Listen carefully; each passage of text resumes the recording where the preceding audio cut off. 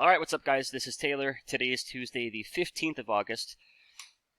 And I've got a quick update for you here in the S&Ps. And then I got a question for you guys as it pertains to my next small account challenge. Looking for a little feedback. But alright, for starters, the market closed up about a half hour ago. And today's close puts the bulls in a pretty tough spot. So down here on the Big 3 squeeze, momentum broke negative back in late July.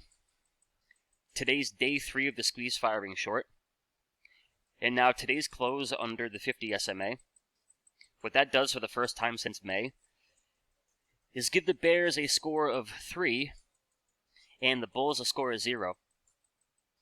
So for the first time since the party started, the bulls have nothing to stand on. No structure, no momentum. For now, nothing more than a hope and a prayer.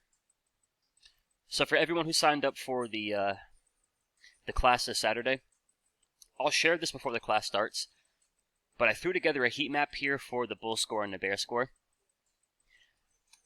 I think kind of handy as far as getting a gist of who has control from a weekly chart all the way down to a 2-minute chart.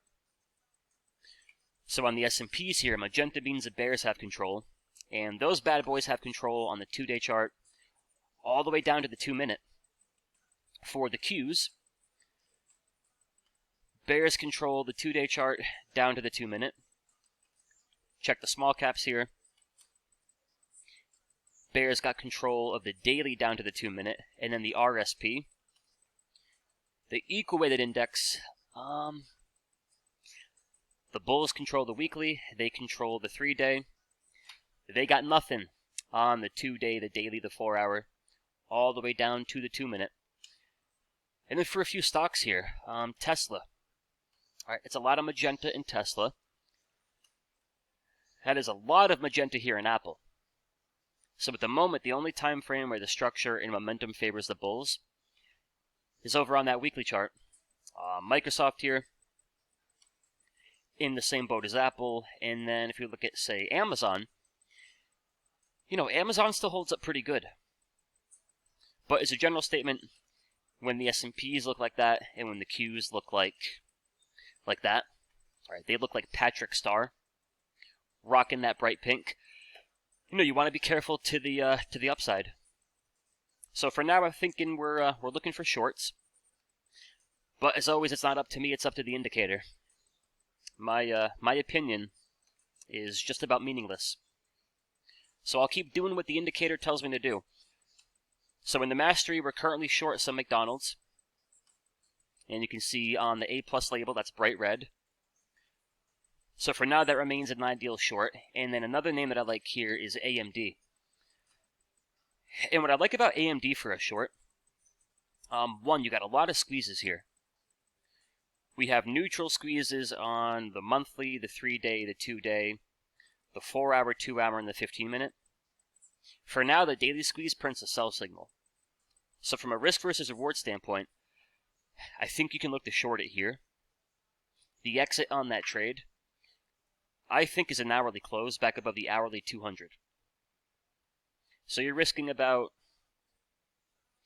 call it $2 or $3.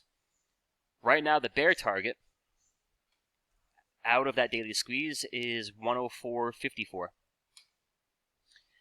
So you're looking for a flush to about 104.50, meaning we could catch about $6 or $7 to the downside, and we're only going to risk about $2 or $3 to the upside.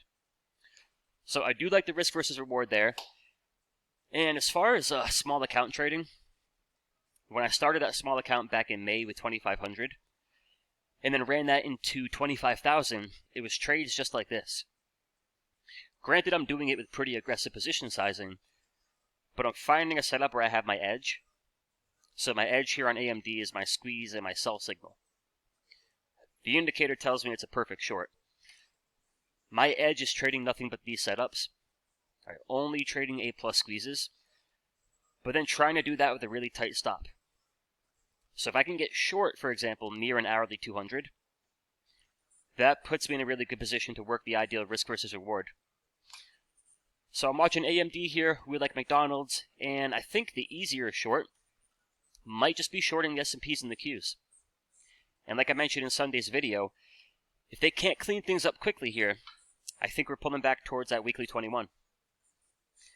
Things to consider, guys. Okay, so as far as the small account challenge, we're doing the second webinar tomorrow night for the Big 3 Squeeze. So if you want to check that out, I'll have the link in the description. But if you sign up for the class, you get access to the class. You get access to the original Big 3 signals. So the colored bars, the arrows, the multi-time frame labels. You get access to the brand new Big 3 Squeeze.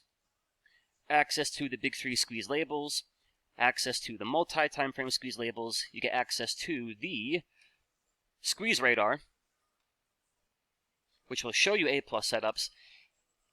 You get access to the scans, and the last thing you get access to is my mastery group. Alright, so here's what I'm thinking. Back in May, I did the 2,500 to 25,000. So I'm thinking starting sometime in September, for everyone in the mastery, doing another small account challenge and doing that live in the group. Meaning it's something that we would do together. So for all of you who are already in the mastery, all of you who have signed up for the class, I'd kind of like to get the ball rolling in September. So in tomorrow night's webinar, we're going to do the official poll. But I already did one here on Twitter. Alright, so a couple of options here. Do we want to shoot for 2,500 to 25,000? Do we want to do 25,000 to 100,000 or 10K to 100K? So far, the majority vote is for 2,500 to 25,000. So I'm curious for all of you watching here on YouTube, if you want to let me know down in the comments what you would like to see me do, and if you want to do it with me in the mastery, drop a comment down below. Could be 2,500 to 25,000, could be whatever tickles your fancy. Alright, I'm going to let y'all decide my fate. So let me know down in the comments, and a big thank you to everyone who signed up for the class. Looks like we're going to have a nice crowd on Saturday. So bring a notebook. If you'd like, bring an adult beverage, and we'll get to work. But alright guys, here's a quick recap here. The scoreboards, the squeezes, the signals, everything points towards, for now, the Bears have got control.